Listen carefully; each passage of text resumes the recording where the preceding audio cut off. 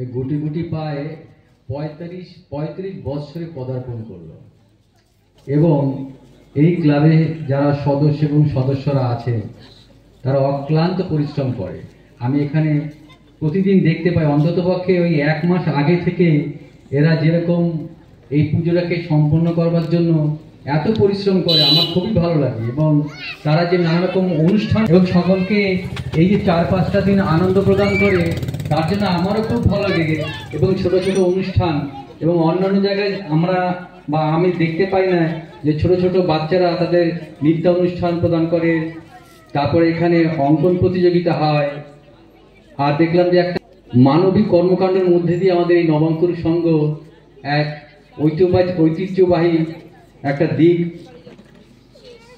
আপনাদের সামনে তুলে ধরে দিয়েছে। আমি চাই আগামী দিনে এই নবাঙ্কুর সংঘ আরো সম্পূর্ণরূপে আরো নতুনভাবে বিকশিত হোক এবং নবাঙ্কুর সংঘ যেন আগামী দিনের সকলের পাথেয় হয়ে থাক, এই বলে আমার বক্তব্য সমাপন করছি।